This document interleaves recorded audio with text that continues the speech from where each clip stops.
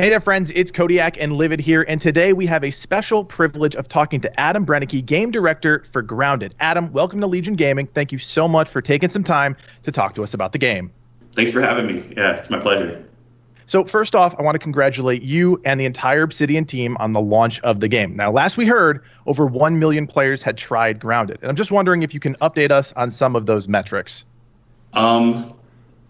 There's many more than 1 million players. So that was the first, that's the first 2 days, and so many more people have joined the backyard through Game Pass. It's super easy to jump in and check out the game, even if you aren't sure about spending some money on it. Like if you're a Game Pass subscriber, it's super easy, and I recommend, even if you're on the fence of like survival games aren't my thing, check it out because it's not your typical survival game.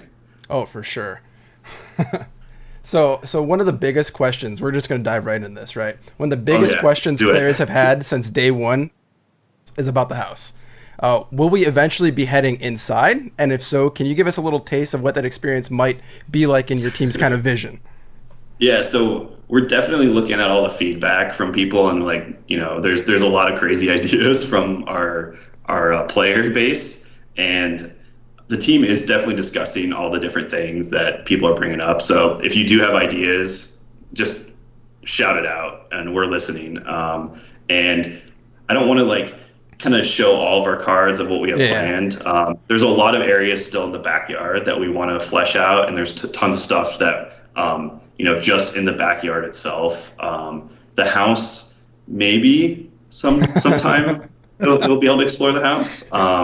It is an interesting, thing about Grounded is that, even as a game developer, my mind goes wild over all the cool stuff that you could do with this game. And I think it's an awesome, just fantasy. And I love just thinking about all the crazy things that could be added to Grounded. Yeah, totally. The perspective shift is one of the best things I think about the game, just seeing everything from a completely different angle that people are just not used to. Yeah, totally. It's just, and as developers, we have a lot of fun with it too. Cool. All right. So over the course of early access, quality of life changes. Those are big and they're bound to happen. What are some of the ideas the team is currently working on to improve player experience? Yeah, so we are definitely looking at all that, and I think the thing that we have already put into a test build is like moving stacks in the between inventories, because that's just annoying if you have to click a bunch of times. So you can move entire stacks. Another thing that we're working on is and it's something that we wanted to do for a while, but I think based on community feedback, we're just doing it, which is not requiring equipment, or the equipment won't take up inventory slots. Hey, there we go. I was hoping you were going to say that. I know that would make a lot of people happy. It makes a lot of people on the team happy. It was just kind of one of those things that it's not the easiest thing to do, and it just takes some time. So it's just a balance of like, hey, do we want to spend the time in doing this? And we're just like, yeah, let's just do it. So I know that if you have a full set of equipment and a secondary set of equipment, you just well, I'm already out, 6 or more slots just based on equipment. So we definitely want to fix that. Oh man, we got probably a host of other just little improvements here and there. But yeah, I think we definitely are. That's one of our focuses. Just hey, can we polish up some of the kind of the rough edges and make some of the things easier to do? Yeah, and you're mentioning inventory stuff. I mean, so we're going to get to it, but we actually put a post on our YouTube community, 600 comments. We're not going to get to all of them, obviously. But one of the ones we saw up a lot was, are there going to be ways to expand inventory in the future? Is that something you guys are talking about? Oh, yeah. We have a lot of plans for that. Not only just, building stuff in terms of storage and different storage things, but how can we introduce more inventory slots on the player, cool. Whether it be actually on the player or something else. We are definitely looking at options for that. Very, very cool. All right, so this was the doozy right here. So we've had a ton of comments on this one. So Grounded's been designed as a co-op survival game for players, right? Where players connect to kind of a peer-to-peer system before entering the game, correct? But we've seen hundreds of questions asking about plans to possibly even down the road, expand this game into expand the idea of the game to a bigger open world concept, right? Where people can more freely join and leave the kind of multiplayer experience, right? Because I know there's a lot of people that have commented like, hey, I really want to play with my friends, but we cannot get our schedules to always line up at the same time. But we'd love to have a shared world constantly going. Is there kind of a plan maybe down the line that you guys would be looking into for something like that? Yeah, we're definitely looking into that. I know that's an often requested feature. So one thing that we're looking at doing is seeing if we can provide dedicated servers. There are technical challenges, and it's one of those things that we just have to balance that with adding more stuff into the game. Since we are a team of 13 people, sometimes these more technical aspects are a little more time consuming to do. So of course, the nice thing is Grounded, we have a huge player base. People are really, really excited for it. So at least, we want to, continue to support it and add as many things as we possibly can to the game. But I know one of the challenges with dedicated servers is we do support crossplay. So there's some things that we have to kind of take into consideration with that. So that's one of the complications with doing dedicated servers. But I know it's one of the things that I personally want to do. And if I want to do it, then it usually at some point gets done. You're the boss, right? Yeah. So I think that's something that we're definitely aware of as a big ask from the community. And I think that adding something like that will definitely help with, as you said, players in different time zones that still want to have the same world. And it just adds to that experience. So I think that's a really cool thing that we should look into. Very cool. All right, so we've seen incredible innovation when it comes to getting around the backyard, but everyone wants to know how movement and transportation will change throughout early access. What can players expect to see as different biomes and new parts of the backyard open up? Yeah, so as you probably have explored some of the more unfinished content in the yard, and you can see that we already have a few areas with under construction tape around them. That's just kind of as a sign, hey, there's probably some unfinished stuff behind here, and we're still working on it. So kind of at a high level, you can kind of see that there's a couple different areas of the yard. There's the big pond in the middle. We want to flesh that out with more content. There's also the side where the picnic table is. We want to flesh all that stuff out with a lot more stuff. And then the yard is pretty much separated into two halves. So there's the upper part, that's what we call it. And that is almost completely unfinished, and we want to really flesh that out and add more stuff and more things to places to visit. And we want to add more dungeons, and we want to open up those labs that are currently blocked off, and just keep adding more and more mysteries and places where you can visit with more creatures. Right. In terms of actually getting around, though, I think we've seen questions about fast travel, about mounts, about, because you're going to keep expanding this map. It's a big map as it is. And I know just with your caution tape and things like that, the plan is it's going to be really big. Have you guys talked about ways to improve the player experience that way? I'm sure you've seen the videos of people building grass highways over everything. Mm-hmm. It's kind of a weird game. It's game breaking, I guess you could say. Is amazing. Yeah, they're amazing. But I think a lot of players want to know, okay, if I don't have the skills or I just don't have the time to build that, is there going to be something else to help me get around? Yes, there is. I don't know if I want to say too much about that, but yeah, we do have lots of plans for additional ways of getting around.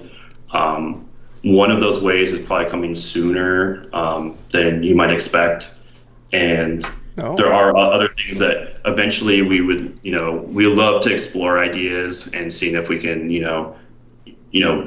I'm not saying we will do all this stuff, of course. Right. It depends on how we develop the game, but I know people are asking for stuff taming and riding insects, for example, which I would love to do. It's just Wait, I'm sorry. Did you just confirm that for us? And just I just want to challenges. No, that is not confirmed as a feature that we're doing anytime soon. But that is something that we are introducing other modes of travel, and I think that's always a fun thing too, as a player of being able to quickly move around and I think like one thing I would like to see if we can like kind of give more synergy to the dandelion.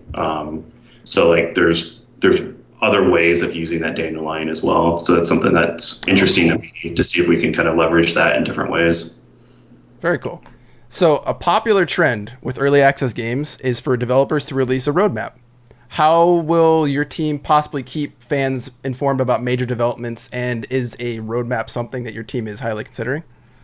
Yeah, we're considering it. It's something that we're kind of working on right now. So we were kind of waiting to see how the game was received before really setting like anything in stone. But it's one of those things that we're working on a way to present that information to the players so they can see what we're thinking as developers. If you have an idea, as I said, like shout it out, and we're definitely listening. So those ideas might get contributed or integrated into the overall plan. So that's something that we are definitely working on and want to have out there. Oh, very cool.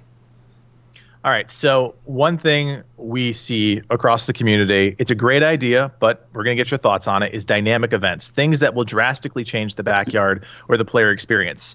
It can range from a lawnmower running through the backyard or a fox all of a sudden showing up. Is that something that you guys have talked about, or is that just a wild pipe dream for the community right now? No, I would love to have stuff like that. I think that's always, it's one of those things that I come from a background of making RPGs. Mm-hmm. That's always like the dream, is to have those like big world changing events where you have a choice where you can choose like A, B, or C, and depending on what choice you make, the world drastically changes. And that's like the dream, to like include those moments in RPGs. However, in Grounded, those are actually in some ways a lot easier to conceptualize, because in a typical RPG, like a lot of that stuff's really hard to figure out. Like how am I supposed to change this huge open world game without like some cataclysmic event, right? But in Grounded, like those cataclysmic events could be like something really like mundane, right? And it will really drastically change the behaviors of the insects and what the world might look like. So that's something that we definitely would like to do in the future. What have been some of the, you come from the RPG background, knowing that idea, thinking about that in your head, is there something that jumps out to you as like, I would really love to do this. This is my pipe dream. I would love to do like weather, for example. I think that's a really cool one. Just like how does rain even work? And kind of to tie that in with like the sprinkler. It's a very meta question. How does rain even work? Yeah, but like how does what happens if the sprinkler turns on? Is that a big disaster? It could be horrifying. Yeah.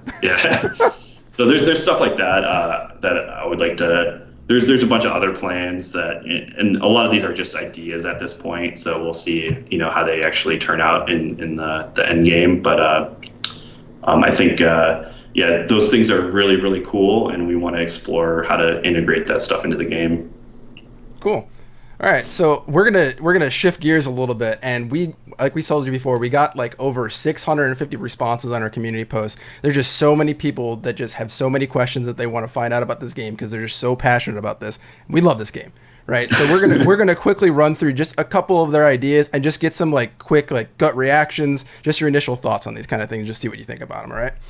So first one up, duffel bag to double your inventory space but reduce your movement speed. Sounds cool. What about let's see, we got tiered shields for the offhand to help like counteract things in combat, such as like bombardier sprays, attacks from spiders, etc. We did have a shield in the game at one point, so like that's one thing that we do a lot of is iterate. So we've gone through a lot of different types of like offhand things. Mm-hmm. Shield was one of them. It just requires a lot of it can affect like the entire combat design. So we're trying to figure out how to like really do a shield properly. Gotcha. But I think shields are cool. Yeah. Any chance at an explorable lawnmower location? Explorable lawnmower location. Like that's going into the guts of a lawnmower. That's interesting. Dynamic event, the lawnmower turns on. Boom. All right, so how about expanding the combat system? Dodging, rolling, just some way to make the fighting a little bit more intricate. We're looking at ways of improving combat. One thing that we're doing right now is looking at all the creature attacks to see if we can make the creatures just not. I feel like they're a little bit too robotic right now. We made some adjustments to how perfect block works, so that's something that I think it's too easy right now to perfect block, because I believe like you can just mash the button right now. So it's a little more challenging to perfect block. But we are looking at ways to vary up creature attacks to just make combat a little more interesting. So it's not so much like, just a timing game. You kind of have to think about it a little bit more. So there are ways, we could introduce other elements, but right now we're just kind of focused on like, hey, the creature attacks still aren't really hitting the mark in my mind. So like, what ways could we make those better before introducing more things on top of combat? How about the idea of apex predators? We know we have the broodmother, but what about snakes or foxes or hawks? I don't know. Apex predators. Gut reaction. That sounds super cool. I think the one challenge is that the scale is so insane when you introduce like a creature at that size, that the next kind of thing that you think about is like, how do I even fight this? Like, it scales of magnitude. Like, that would be like one of the biggest bosses in any game. It's like when in like God of War, when you're fighting, one of the big titans, like it's it's almost like the MMO problem too, where the player and the boss scale have to be kind of right, and if it's out of whack, it just feels weird. Yeah, so that's one of the challenges with and it's like, could an ant even fight that thing? Like, does that make any sense? Right. I don't know. So it's something that we definitely would love to do that. There might be other ways of kind of introducing big creatures in the yard, though. Right. So it's something that we're looking at. As almost like a persistent threat, right? That could just be like a thing you can't really kill, but it's there, right? Like. Yeah. I think that's something that we're looking at. Okay. Last one for me here. When can we expect to interact with our decor items, like sitting on chairs? Oh, sitting, yes. It's gotta have sitting. Yes, I want to have sitting. That's definitely. I love the berry couch, or the big, oversized recline. The big like leather chair. It'd be super fun to sit in that thing and just kind of like hang back. I would love to have more stuff like that where you can interact with the things in your base. Cool. Are there DLCs that are kind of planned in the long term that you guys might have been talking about in addition to free content updates, or are they going to be consistently just free content updates? Are you looking at different ways of going forward? Because people really want to support this game. We've had a lot of people being like, we will pay for DLC for extra stuff. So like, we would love to. Right now, the good news is that we have no plans for DLC that you actually pay for right now. Cool. Right now, it's just like, we want to make the best experience possible and keep adding, free content every month, expand on what we have, continue to develop features, and, free of charge right now. So there's definitely no plans for any sort of paid DLC. It's huge. All right. Right now, and I would say it's nice that people want to give us more money. But yeah, it's just continue to. I think the thing that continue to just check out our content and give us feedback. I guess that is more helpful than anything right now. Gotcha. All right, so right now, one of the big things is you can kind of just skip night altogether, and you basically lose out on nothing. Are there any plans to make nighttime more interesting and kind of more essential to the entire survival loop? Like things you can only do at night versus at day, or enemies are different during those times? Yeah, it's one thing that we want to continue to develop. I agree, there's not a whole lot of reasons to stay out at night besides if you want to fight, I guess, more wolf spiders, which is probably not something that you really want to do. We want to give more incentives to explore at night and more reasons to explore. There's a couple things that we want to add, that resources that only come out at night. Oh, so there's reasons to explore at night. I think it's the big thing, but yeah, we definitely also, all the creatures have their own schedule, so we also can play around with that as well. So Creatures have certain times of day where they go to sleep and certain times of day where they wake up, and that's all very unique for each creature. And we also do change behaviors at night, and we want to continue to do that. So, for example, like the gnats, if you've noticed, the gnats get attracted to the lawn lights at night. So that's something that we can mess around with. So at certain times of day, we can change those knobs of what they're attracted to and what they want to, do at certain times of day. So I think that's a fun thing that we want to continue to improve on. Cool. That's exciting stuff. What about any plans for items like Ziplines or higher tier gliders to really expand? Like, I know we talked about transportation, moving around, but those are some like big ideas that we've seen stick out amongst the community, were those like two things, and like grappling hooks too, like things like that. Like any ideas to like flesh those kind of ideas maybe out? Yeah, I would say so. I think all those are great ideas. Classic game dev. Yes. Cool. All right. So one thing Livid and I have talked about a bunch is that a lot of these insects can't climb surfaces. Is there any talks of spiders being able to climb up walls or get you no matter where you are? Yeah, we've actually done a lot of prototypes trying to figure that out. It's one of those like big challenges where it's a very, very difficult problem, because the way that games work is usually you have like a flat nav surface, and it doesn't go vertically. It's just like, it just covers the ground. So if you want to have creatures be able to path up like surfaces and walls, and I would love to do that stuff. And we do have a couple, work in progress prototypes of those features. And it's something that I think will add a lot to the experiences too. So like, even if you build on top of, say a rock or a baseball, like there's still chance that, the creepy crawlies can get into your base. So that's something that we definitely would love to do. I don't know if that will, happen anytime soon, just because it's a really, really difficult technical challenge. Cool. This is a quality of life one here, but we've seen this pop up a few times. Will we be able to name our save files eventually? Oh, that's a good one. I'm sure, yes. But I know I've seen that requested a few times, so I think that should be an easy thing. When I say easy, I'm not going to be doing the work. So I don't know. But yeah, it's something that I think we should definitely support. How about expanded mechanicals for bases, such as ropes, gear systems, elevators, anything like that? I've never even considered an elevator, so that's a good one. Thanks for sharing that. That was we'll shout that one out. That's from AEG. Yeah, that's a cool idea. Yeah, I like that. Last one from my section here. Any plans for more underground areas? You mentioned dungeons. What is that all about?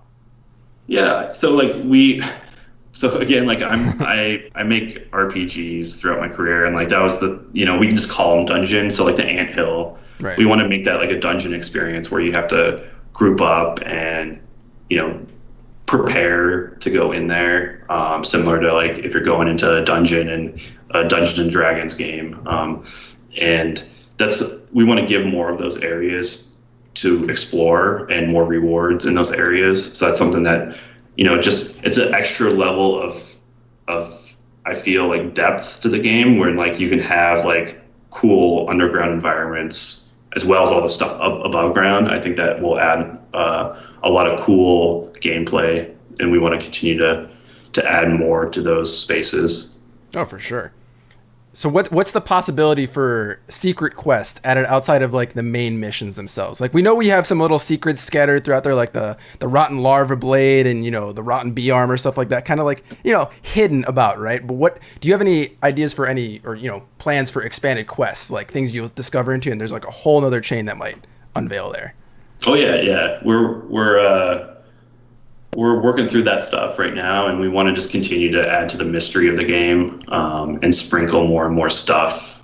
And then by the 1.0 release, like all that stuff will start to make sense, and then you can go through and finish the story. So we want to continue to add and make missions where you have to go and explore some of this content as well. So like the lab that you can find in the hedge, for example, we want to open that up and expand on that, and add more stuff to do in that area. Okay, cool. That's pretty awesome. What else would I say here? I'd say that people are pretty in love with this game. I mean, that's kind of an understatement at this point. There's like tons of fan art and everything that's coming out. It's been really cool. So the concept overall, how do you kind of plan to support the game long term, like past that 1.0 release? I can't even tell you how many responses and like positive ones at that we've got tacked on to all of our questions, just based on like, they really want to support you guys. How far does your vision really go for Grounded? It's a tough one, because like one thing that I'm trying to keep it personally, I'm trying to keep it small, no pun intended, but I think that's one of the strengths of the game, is having the team just being able to jam on stuff. And we're definitely just focused on our pathway to the 1.0 release. Right. That doesn't mean that we're going to stop there. So, if the game continues to thrive and people are still super excited, we still always want to support the game after release as well. And it's one thing that we at Obsidian, we know that is something that we're always discussing, even on Pillars of Eternity. I think we updated that game like 3.5 years after we released it, with some more stuff. So it's something that we're always kind of like talking about, is can we add more and more to the experience even after we hit a 1.0 release. Gotcha. Cool. All right, we're getting the flag here. We got one more question for you. So we'll hit you with a big one. Players have been throwing out tons of ideas for insects, reptiles, amphibians, creatures in general, and there have been quite a few new ones that people have uncovered. So what else has the team been cooking up behind the scenes? And I'm going to hold you to the ones that people have uncovered. I want something big here, Adam, something juicy. There's I don't want to spoil anything. So that's the thing. That's part of the fun, is discovering this stuff, fresh. We do have a new creature that we're going to be introducing to the yard fairly soon, and I think it's no one knows about it, so it's not something that has been because I know there's a lot of stuff that's kind of been leaked. This has not been leaked, so I'm pretty excited about it, and I think it adds a different dimension to the game. Will this be part of the August 27th update? Maybe, yeah. Maybe. I think it might be coming pretty soon. So, and that's one thing that there are a lot of people like kind of digging through all the stuff that we have in the game, and there are flying insects that we want to introduce, and I think that's going to be a fun one to when they kind of get introduced into the wave system and attack your base. So like even if you build a super tall base, like or above, like where spiders and ants can't get to you, I think the flying insects will provide kind of another dimension to base building that will nice. You'll be attacked from the air, which is pretty fun too. Yeah, and this isn't a gotcha question. Where can players they want to submit their feedback? You've mentioned you guys are listening. This is just, where can they do that the easiest way so that they can share their ideas with your team? That's a great question. So we have forums set up. Forums.obsidian.net. That's one place that we look at. Discord. So we have a Discord channel. Join it. So if you want to post it there, we have community support people in those channels, looking at feedback. Reddit. I think those are kind of the big ones. Even on Steam forum, post stuff. We're pretty open to feedback anywhere. So we're looking at a bunch of different places. So any place that you want to post it, we'll probably find it. Awesome, man. Well, I want to thank you and the entire team for taking the time to really talk with us today about all these kind of like juicy little tidbits that everybody's really been hankering to get some answers on. So I really appreciate you being pretty forthcoming about a lot of stuff that we've asked you today. It's really get the nice. gold scar for the game dev. Yeah, thank you. Thanks. So, thanks for having me, and it shows that you guys are super stoked about the game, and I love like just hearing this stuff because it's super exciting to me too. This is basically the beginning of the journey of making Grounded. So the game's just going to get better. We're going to add whole new stuff to the game that will just make it like super cool. And thanks for joining us in the backyard, and thanks for having me on the show.